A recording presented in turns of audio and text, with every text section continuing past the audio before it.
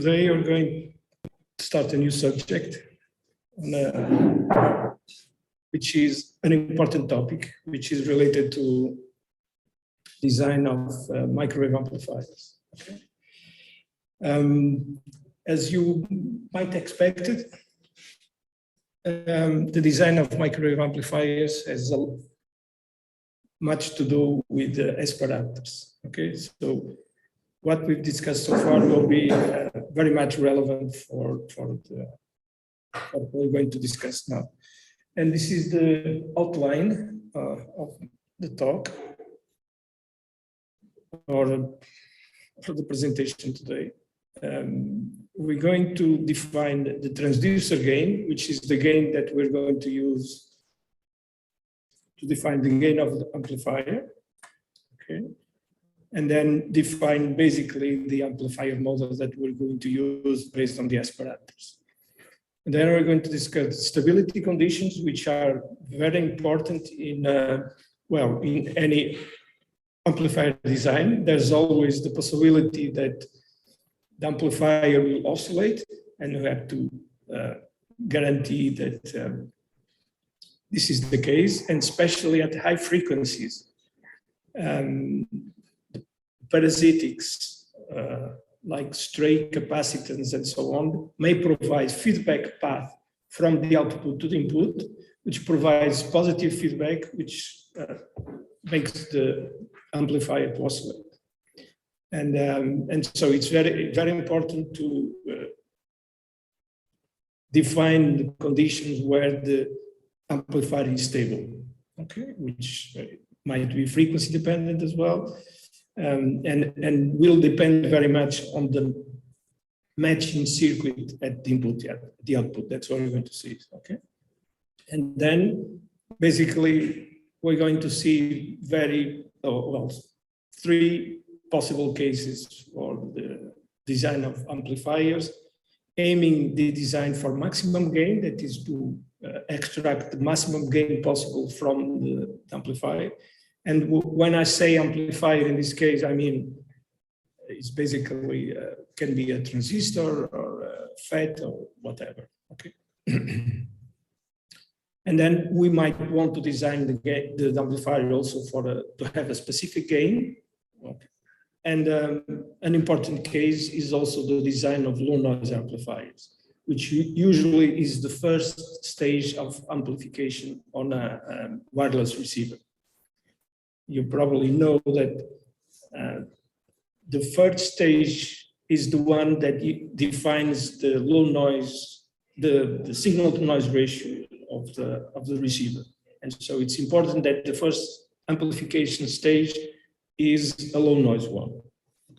We're going to see how we can design for that specific purpose. And low noise amplifier, we have an acronym for that, which is LNA, which you probably have already heard. Okay. So here we have the model that we're going to use, where the amplifier will be described by the S parameters. So you see here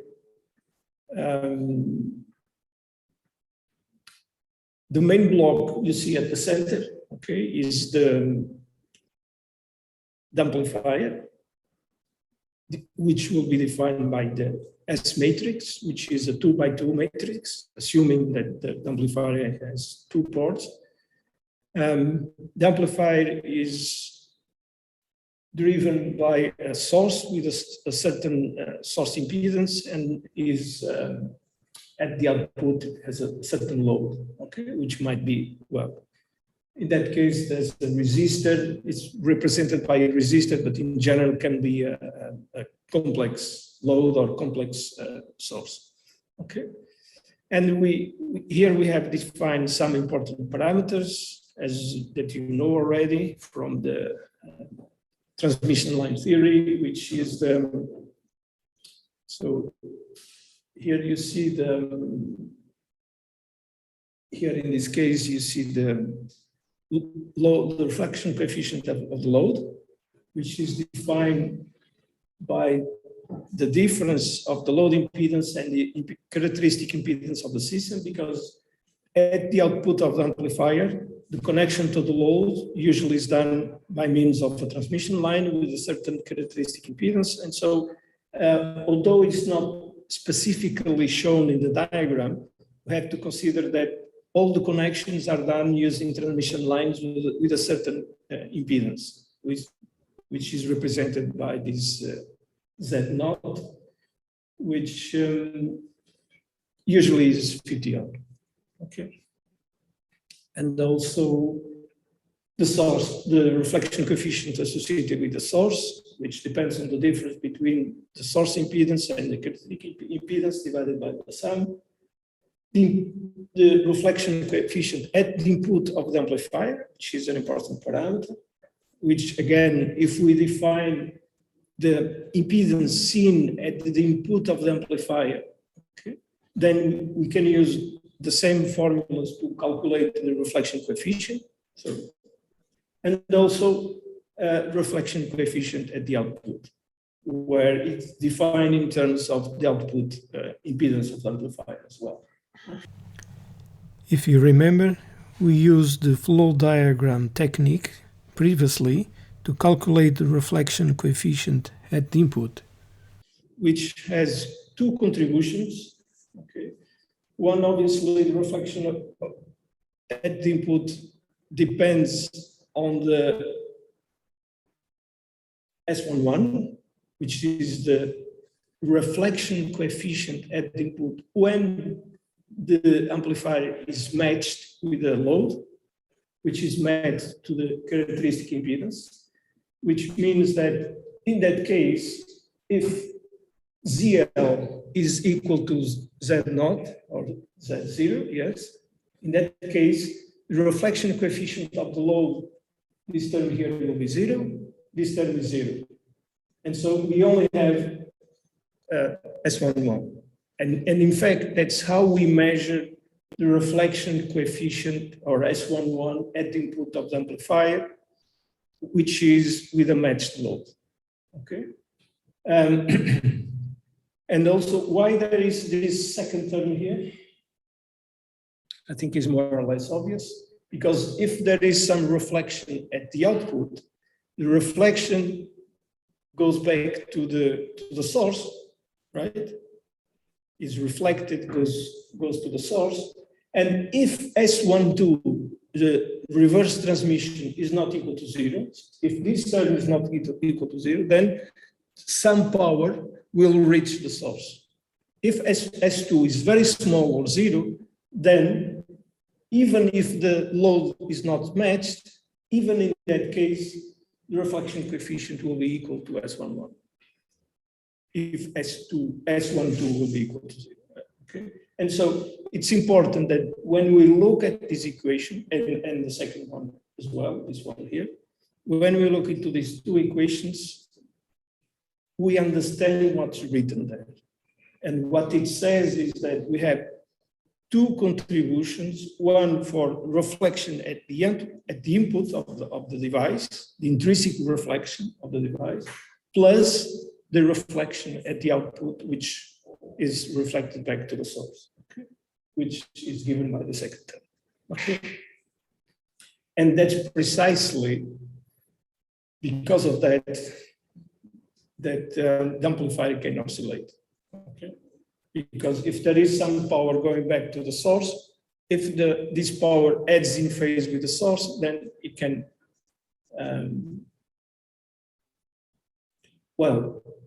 and if the power goes back to the source and the source is not matched, again, it can be reflected again back to the source, which adds to the input signal, which can lead to oscillation.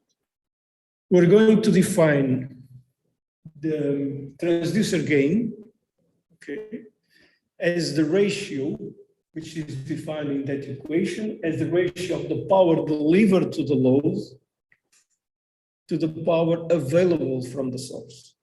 When we want maximal power delivered to the load, the input impedance must be the conjugate of the impedance of the source for maximum transfer of power. Okay, that's what we see. But Here we have a certain amplifier which has a source and a load, and then we define, and in this particular configuration, there will be some power delivered to the load. And that's what's in the numerator of this equation. And in the denominator, we have the power available from the source, which is the maximum power that we can extract from the source. And again, as I said, the maximum power extracted from the source is precisely when the input impedance of the amplifier is the conjugate of the source impedance. Okay? Or that equation, which is expressed in terms of impedances, is equivalent of the reflection coefficient at input is the complex conjugate of the reflection coefficient of the source. It's equivalent. So we can express in terms of the impedance or reflection coefficient is the same. And so the transducer gain, I'm not going here to deduce this formula, but if you calculate the power delivered to the load divided by the available power from the source, we already know how to calculate these terms. You can end up with this final equation here, which depends obviously on the S21, which is we have, since this is the ratio of powers, then the term that shows in that equation is S21 absolute value squared, because the square is related to the power, as we know. Okay. But then it involves the mismatch of the source, the reflection coefficient gamma sub S and gamma sub L, which is the reflection coefficient of the load. So the mismatch between the source and the load will have impact on the total gain of the amplifier. So from that expression, now we are going to see some specific cases which in a certain way simplify that equation. And the first one is the following here, where which corresponds where the output and the input is matched, and so the reflection coefficients are 0. And if you look at this, into this equation, if gamma S and gamma L are 0, then the transducer gain is just S21 squared. Okay. And so if you start the design of amplifier, for example, and you want to design an amplifier with a 20 dB of gain, for example, okay, then you have to choose a specific device, a transistor. You have to go through the data sheet of the device, right?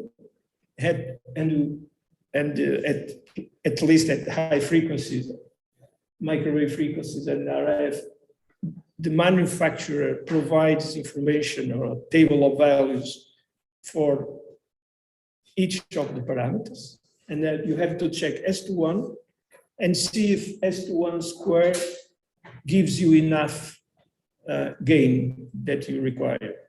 Okay. Another particular case is the case called named unilateral gain.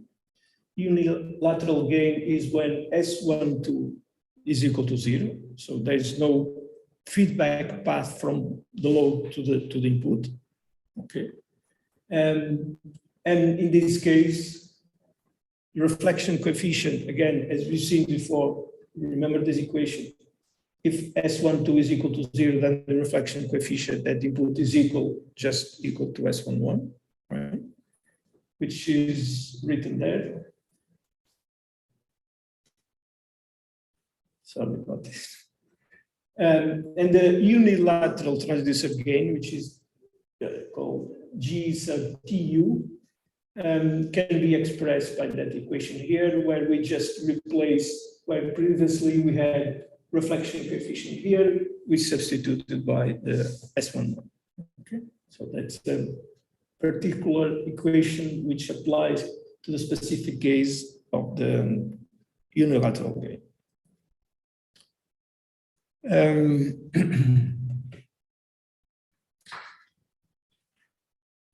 Now, that's the general expression for the transducer gain. We're going to rewrite the equation in a certain particular way, which makes it easy to identify certain factors that come up on that equation. Okay.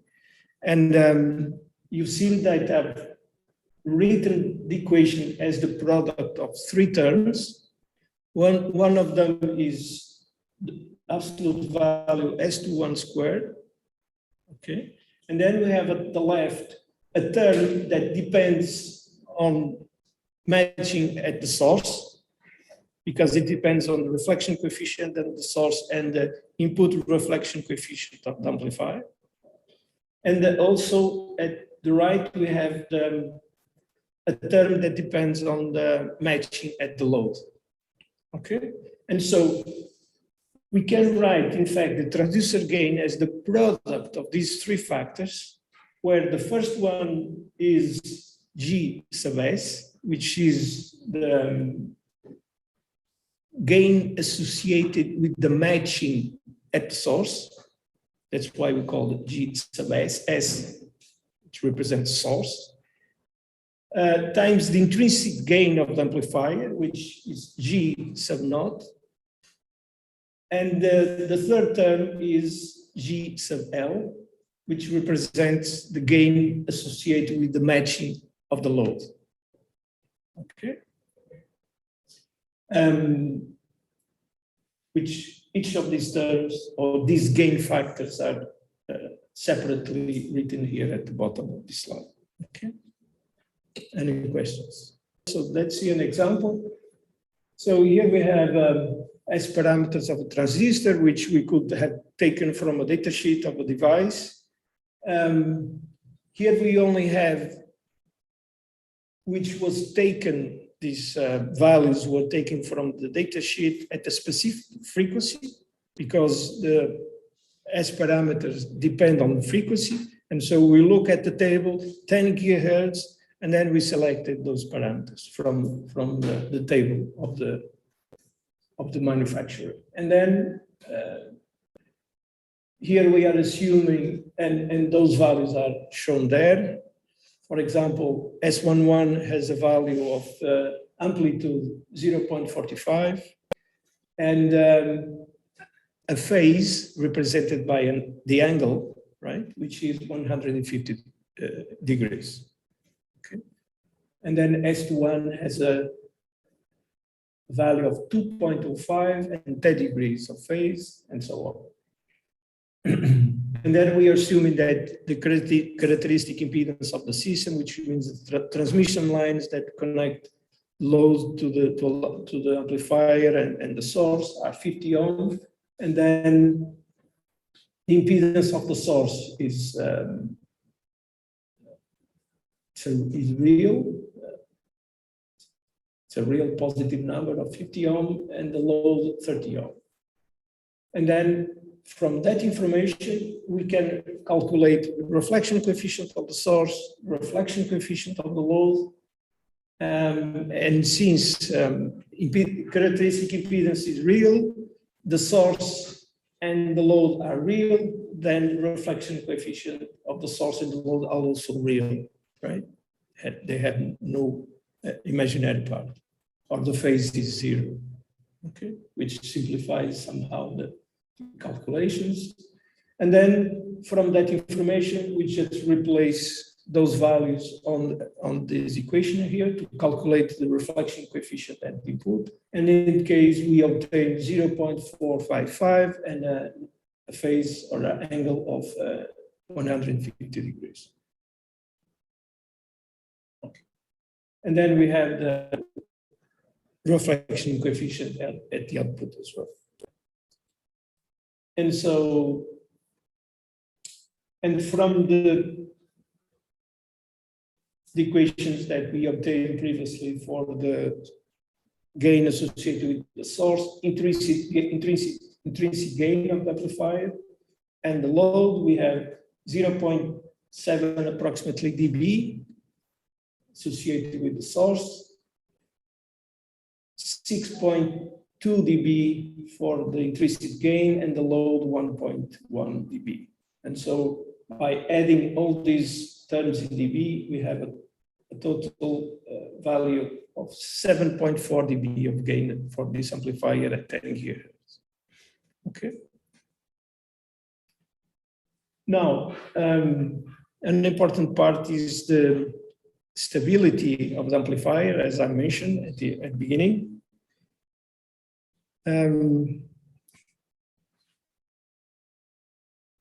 If you look here at these values that, for in this example, you see that the magnitude of S11 is less than 1, right? And we have already seen that the reflection coefficient of a device in general is less than 1, because if, for example, in a filter, right, if there is some mismatch at the input of the filter, there will be some power reflected back. But if it is a passive device which has no amplification, right, the power reflected back can never be higher than the power at input. At maximum is equal to the power at input. And in this case, the magnitude will be 1. And so it can never be higher than 1. But if there is a device with a reflection coefficient at the input which is higher than 1, what does this mean? It's not possible. Or is active. Yeah, it has to have some intrinsic amplification and so that's why we are going to say that the amplifier will be unstable, that is, oscillations takes place when the reflection coefficient at the input, not just the S11, but the total contributions of the mismatch at the source and the mismatch at the load, which can be reflected back to the source. If the total contributions of these two mismatches, if the magnitude of reflection coefficient of the input of these two contributions is higher than 1, it means that the power reflected back is higher than the power at the input, which in this case, the amplifier, in the limit case, even if I don't have any signal coming in, it can have some signal at the output, which means it's an oscillator.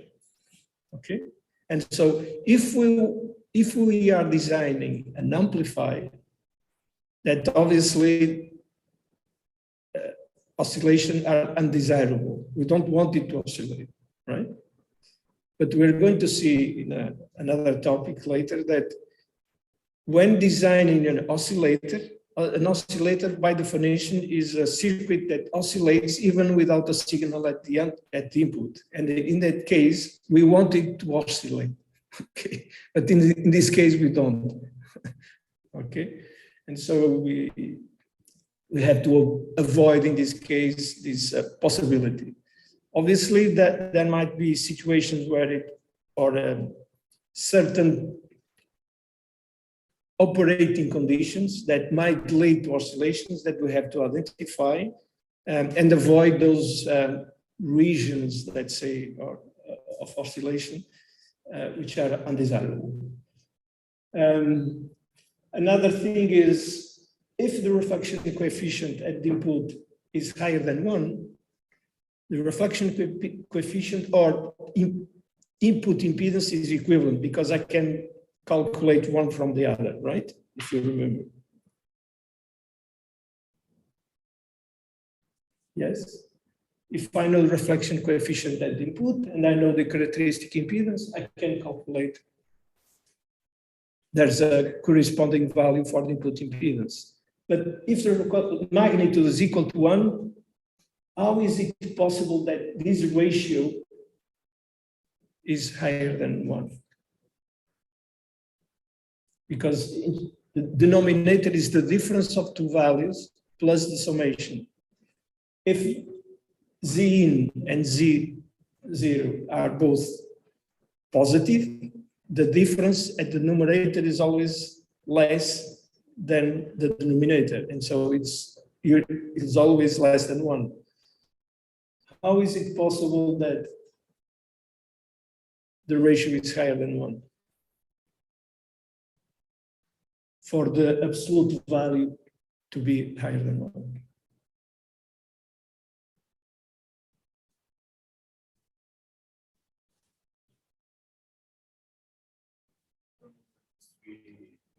Exactly. If this is positive, which is 50 ohm in general. If this is negative, then the denominator, instead of subtracting, adds up together, and the denominator subtracts effectively. And so we end up with a higher number. Okay. And so that's what I say here, which is saying that the magnitude of the refraction coefficient at input is higher than 1 is equivalent of saying that the input and the output resistance is negative. Okay. Which can be achieved with an oscillator using some active device. Okay.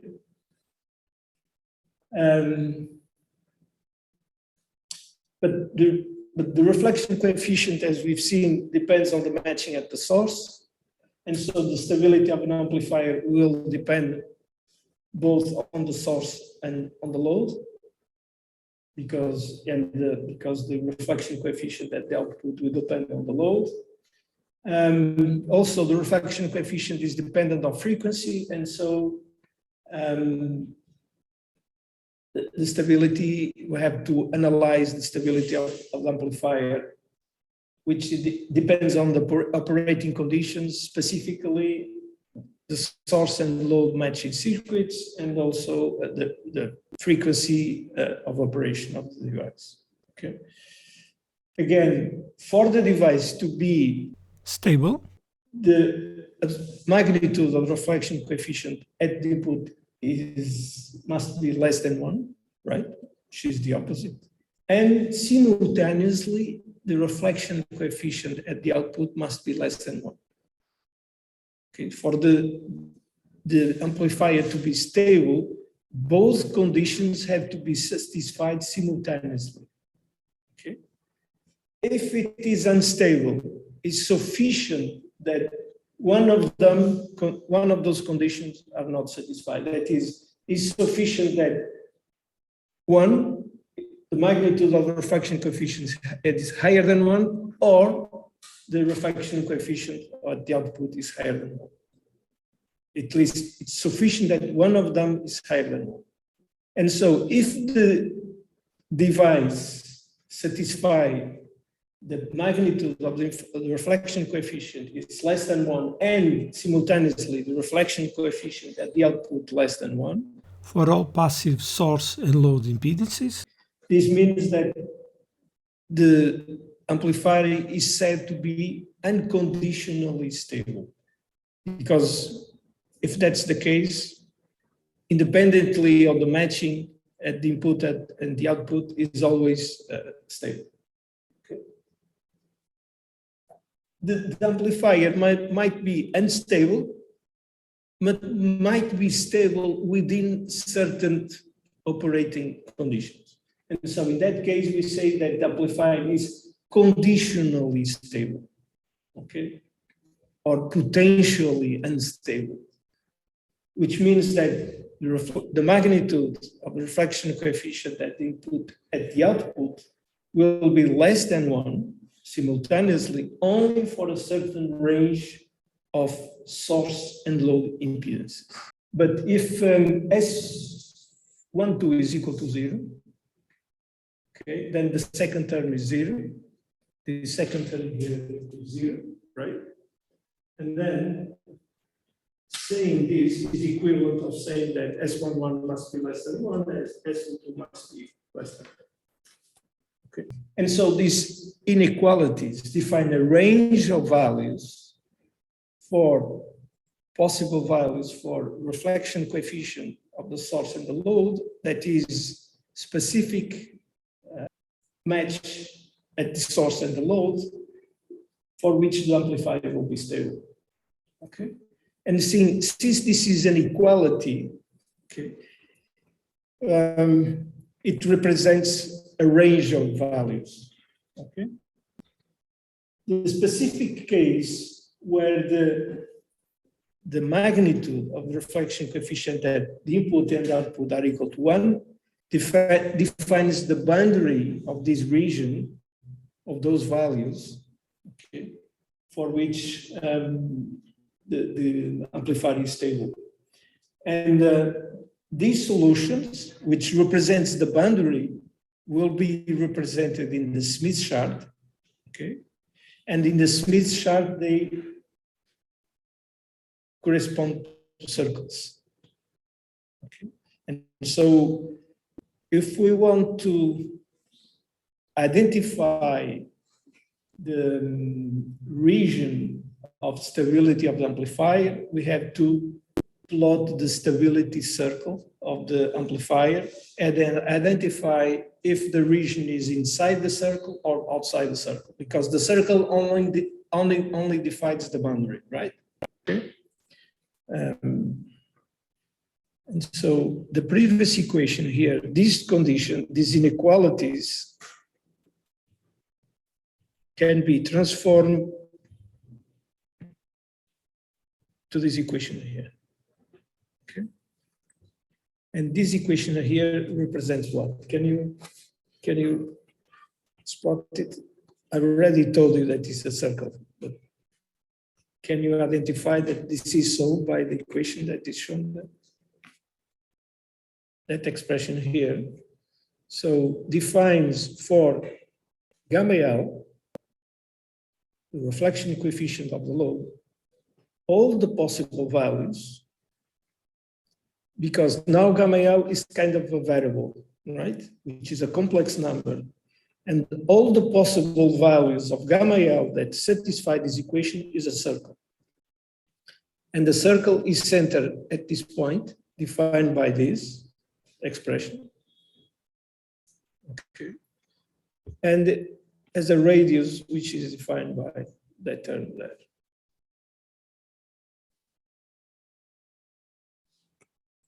Okay. And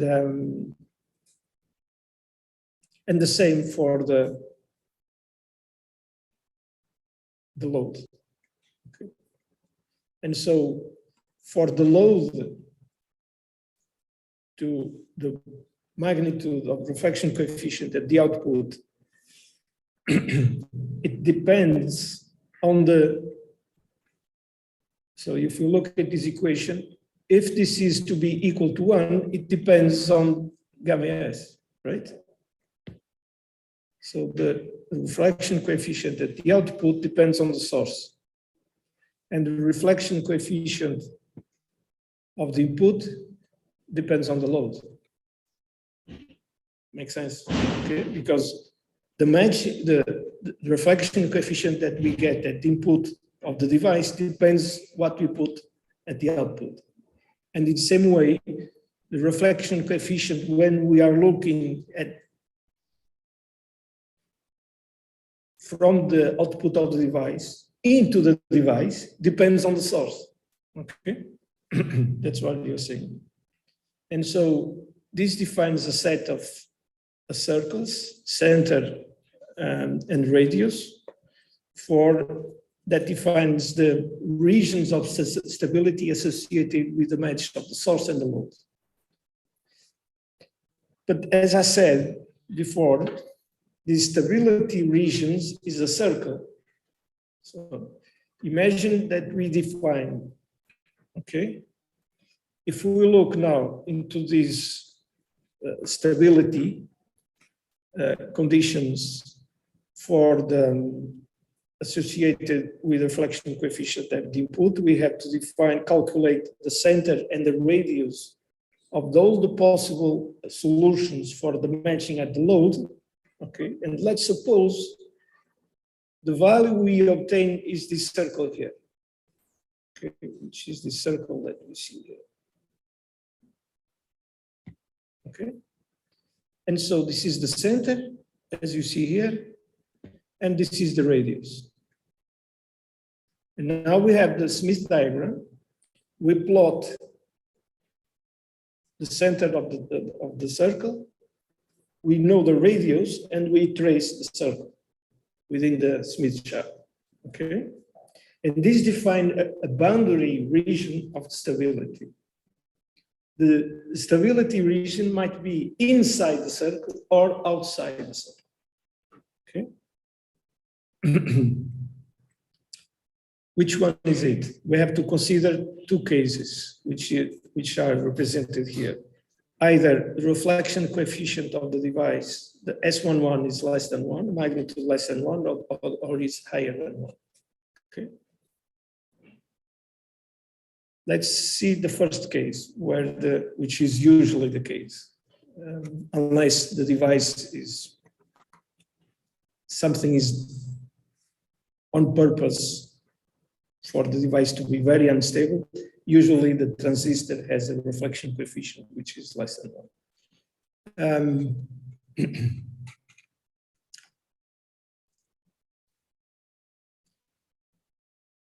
But if we set on the equation that we had before, if you remember this equation here, yeah?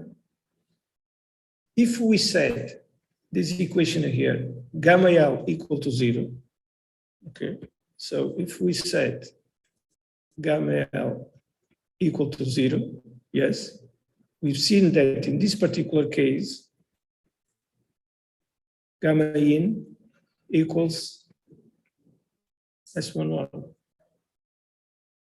right?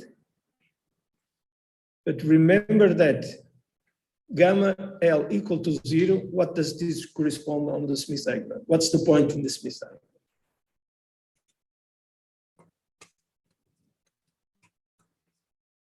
Reflection coefficient equal to 0 is saying that we have a transmission line, yes, with a certain impedance.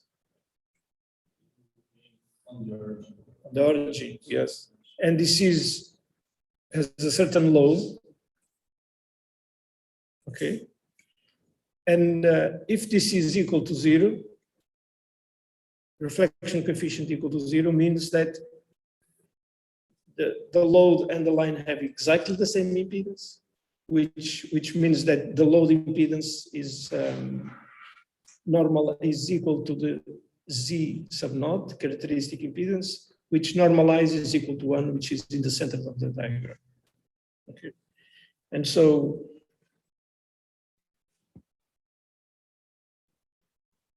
going forward, and so if we are, and this corresponds to the center of the diagram here. But if S11 magnitude is less than 1, this point, which is the center of the diagram, corresponds to a point of stability, right? Because what I'm saying is that this point corresponds to gamma L equal to 0. And in this case, gamma in is equal to the magnitude of S11, and this is less than 1. And so the conclusion, this is a stable,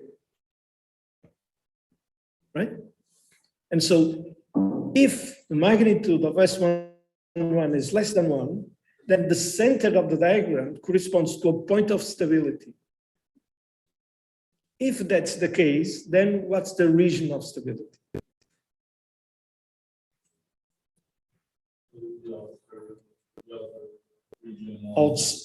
Exactly. And so if that's the case, the center of the diagram, which is shown here, must be a stable region. If that's the case, then all this region here is a region of stability, okay? Except this small region here. Okay, so this is unstable. it's not easy to write with the screen on top. And so this is unstable, right? So only that small region is unstable. And the pink region that I traced there, which is most of the area of the Smith diagram, is a stable region. Okay. If we are on the other case, this one here, then exactly the opposite. Then the center of the diagram is, which equals S11, magnitude of S11. But if S11 is higher than 1, this is an unstable point, and all the region that I draw now, that was in pink previously, now corresponds to an unstable region, and only that small region in red is a stable region. Okay. So.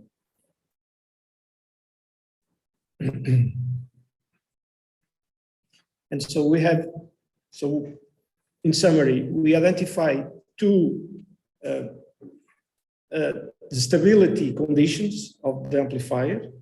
We've seen that the boundary conditions defined in the Smith diagram circles of stability, and the region of stability depends whether the magnitude of reflection coefficient, the S11 or S22, are higher or less than 1. Okay. And there are a stability criteria that we can calculate numerically to identify whether the device is stable or unstable. Okay. And there are two criteria. One is this test K delta test, which is this one here. Okay. And so we have to calculate this parameter K, we have to calculate the parameter, the magnitude of delta. And if K is higher than 1 and delta less than 1, then the device is unconditionally stable. Okay. There's another test, which is this new test. If nu is higher than 1, then the device is unconditionally stable.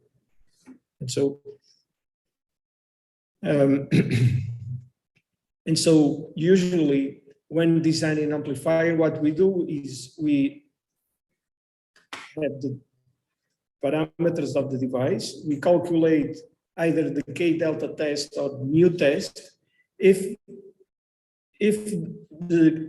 By calculating these parameters, if the device is unconditionally stable, which means that all the diagram corresponds to a region of stability, then we have not to worry about the stability of the device, right? Because we have all the possible values within the diagram to match the device. If this test fails, which means that it is not unconditionally stable, then we have to analyze the region of stability and make sure that we are operating at the point which is sufficiently high, far away from the instability regions. Does it make sense? Yeah. So let's see an example just to solidify this knowledge.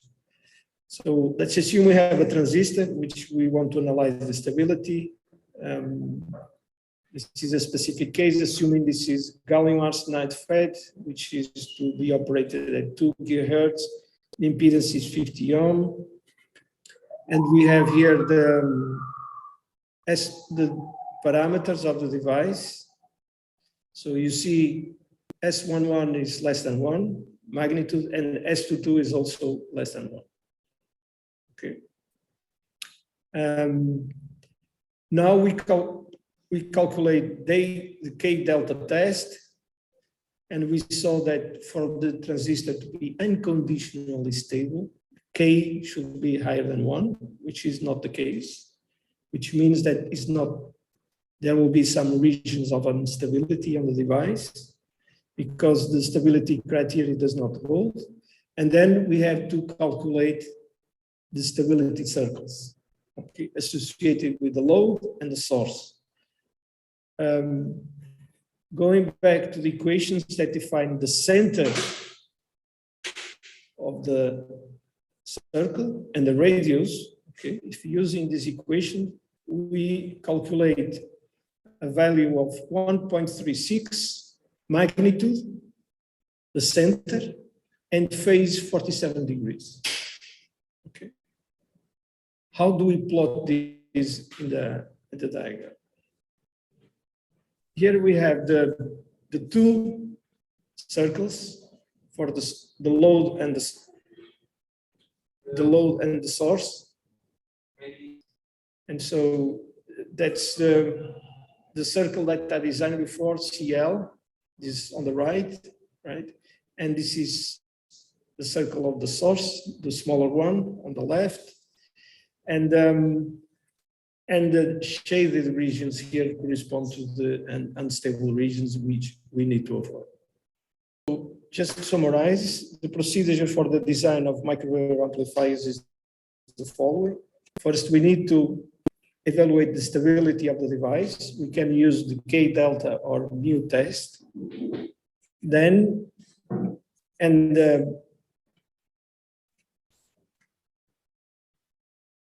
then we need to calculate the region of stability, and then choosing matching sections for a specific gain and noise figure. And remember that the matching sections will define the total gain of the device, because the gain, as we define the transducer gain, is the intrinsic gain of the device plus the gain associated with the matching of the source and the matching of the load.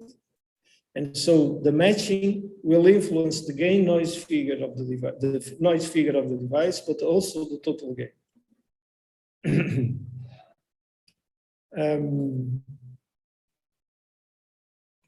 And so just one final comment, which is shown, given here. Most transistors exhibit a significant impedance mismatch over a large frequency range. And so it's difficult to match the operation of the device over a large frequency range, as we've seen. Those techniques that we use, if you remember, those matching techniques, the one stub and quarter wavelength and two stubs techniques, they are narrow band. Unless we use some other techniques to increase the bandwidth, usually they are narrow band. And since the device also exhibits a large dependence of the reflection coefficient over frequency, usually the response with a certain gain that we desire of the amplifier is usually passband. So it's possible to achieve, let's say, the specifications like 20 dB of gain and noise figure over a certain frequency range. But if the range is very large, it becomes more difficult to satisfy all those conditions. Okay. Usually, the specifications also sometimes are not that restrict, in the sense that we need, for example, a noise figure below a certain value. Let's say, for example, below 3 dB. And so we might find a region of operation where this can be verified, because it will be very difficult to have a device with a noise figure exactly of 2 dB over exactly 2 dB over all frequency range. But since in practice we want lower than a certain value, and also the gain, we want to gain higher than, for example, 16 dB, then it might be possible to satisfy those specifications within a certain region frequency, which makes sense, right? But what I'm saying here is, in practice, might be difficult or impossible to satisfy this over a large frequency range. And the higher the frequency range, the more difficult it is to satisfy this condition. Okay. Now, if we want to design for maximum gain, then we know already that maximum gain implies maximum transfer of power, and maximum transfer of power is equivalent of maximizing the power from the source to the device and at the output of the device to the load. That's when we get simultaneously maximum transfer of power from the source to the input of the transistor and from the output of the device to the load. And this has to be satisfied simultaneously to have maximum gain. Okay? And the condition for maximum gain is the one shown here, where we have conjugate match for maximum gain. Okay? And in that case, if these conditions are satisfied, the maximum gain, the expression for the maximum value of the transducer gain, can be somewhat simplified using these relations here. Okay, it's very easy to change this. And in general, the device is bilateral, which means the S12 is different from 0. So there's some power from the load being reflected to the source. And so both sections must be matched simultaneously, because when we change one, we affect the other. And so this has to be satisfied simultaneously, which means that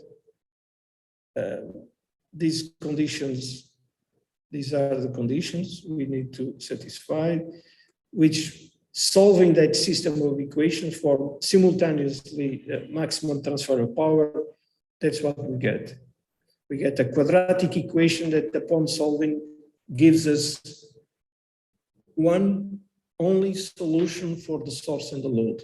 So assuming the device is unconditionally stable, if we want to operate the device at maximum gain, then we have only one possible point in the Smith diagram corresponding to the source and one point to the load, just one point. We have one only solution, possible solution. Given a specific device at a specific frequency with a set of S parameters, we have only one solution. If the device is unstable, then it might not be possible to satisfy the maximum gain, yes? Because if the solution corresponds to a region of instability, then it's not possible might not be possible to achieve maximum gain. And in that case, we should find the closest points on the Yeah, and then I think it's reasonable to assume that the only thing we can do is to obtain, let's say, the maximum within the region of stability, which is the maximum stable gain, right?